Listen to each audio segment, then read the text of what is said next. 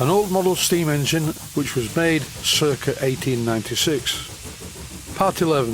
This is method number 2, showing the making of a built-up type of crankshaft with both crank webs machined from just one block of gunmetal, which looks better than brass. I found this block of gunmetal in the workshop. It was far too big for the job, so I used the milling machine to reduce its size considerably, and here I'm working on my Myford M07R with a 4-jaw chuck and reducing it some more. It was originally a rough old lump of cast gunmetal. I don't know where it came from, but it's perfect for the job. Gunmetal looks much better than brass. By the look of the finish I'm getting on this gunmetal, the tool isn't sharp enough. I'll change the tip, I think. One problem which is obvious to me is that all these parts that I am making look very brand new, very sharp-edged and very shiny, and the original engine looks anything but shiny. But I have a patination method that I will show in detail when the time is right. This clip shows me covering the part with a Sharpie felt tip pen, and this, by the way, is not my patination method. I'm doing this so I can mark out the block clearly to show that I can get 2 crank webs out of this one block. Before I made the video, I took great pains to make sure it was the right size. I should have shown the original block. It was far bigger than the one you see here. The first thing to do is to mark the positions for the crank pin and crankshaft holes. The centre line is relatively unimportant. I'm only really interested in the distance between the crank pin and the crankshaft. There really is quite a lot of work to do on this block to turn it into 2 finished crank webs. And the work starts by using the 4-jaw chuck once again and a centre drill to spot the point where I'm going to drill through. Once I found the spot, I drilled it using a centre drill first. I'm not going to labour this machining because I showed it already in the previous episode, and as I made the original crank webs out of 2 pieces of brass, I had to do this twice anyway. At least by using a block, I only have to do it once. So it's spot the mark with the tip of the centre drill it, and then drill all the way through with 1 imperial drill size less than the hole that I want. And for the reaming operation, I need to slow down the lathe. I'm changing the pulley position. Once again, this is a hand reamer which is slightly tapered, so it has to go all the way through, and it's very important to do this slowly. If you do it too fast, the hole will be oversized. That's why I changed the pulley positions. If you're lucky enough to have a lathe with a knob that you turn to change the speed, it makes it simpler, but I don't have such refinements. I had a small Warco lathe a while back which was a bit too small. That's why I sold it back to my friend who I bought it from, but that had a controller that allowed variable speed, and I found it very useful. Although when using this small lathe, to be honest, I used the speed control, which made it run at exactly the right speed to obtain successful cuts without chatter. Here I'm positioning the block in the right place in the 4-jaw chuck. There's a bit of a knack to this, and it's basically remembering which jaw you turned last. It can take quite a while to get it right, so don't dive in with the centre drill, just make a tiny little spot, and if it's in the right place you can continue. If it's not, you can do what I'm doing here. Move the position of the jaws until it is in the right position, and the spot becomes exactly in the centre of the cross that you've made on the work using a scriber. Don't rush this part of the job. If you get it wrong at this stage, it's pointless going any further.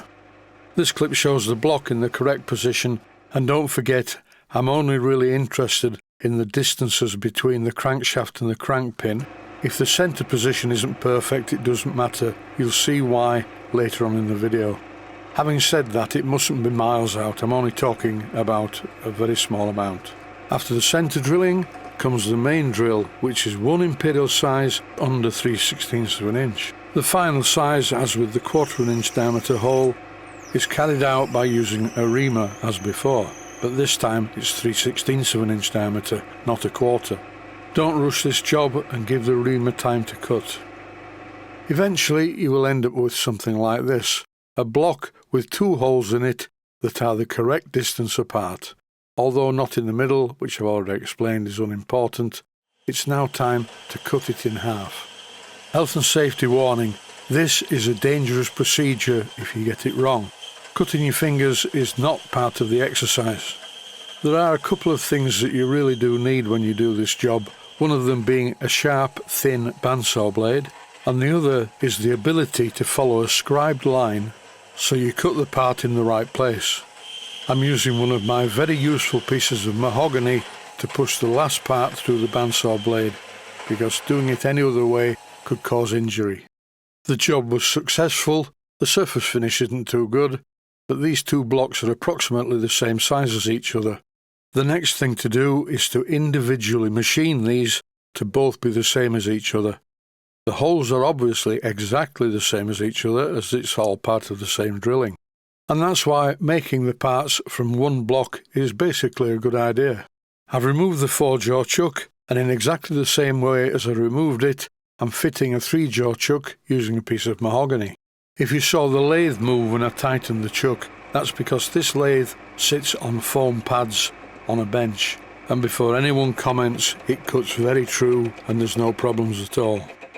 This next part of the job is fairly critical. You only get it wrong once and the part is ruined and you have to start again. I need to machine the thickness of both of these crank webs to match the originals. They won't look the same because the edges are very square.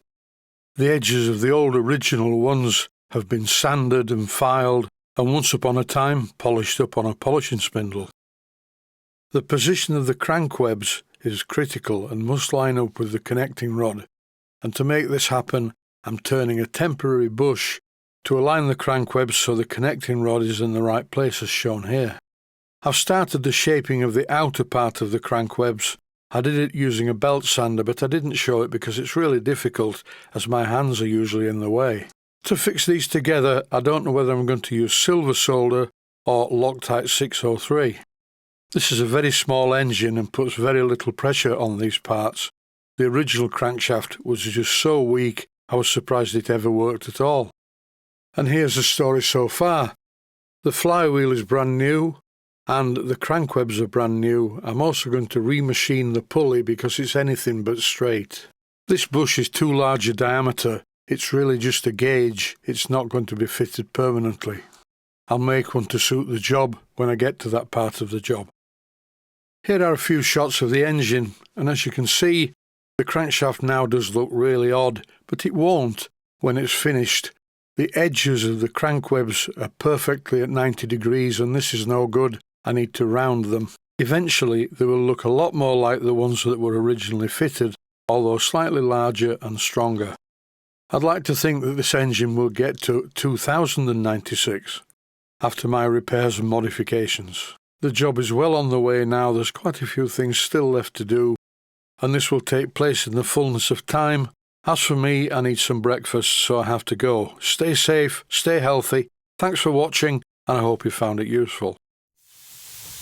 Please take the time to visit my Mainsteam Models website and click on the section of the website that says Video Playlists. And by doing that, you can find other videos that you may like to watch.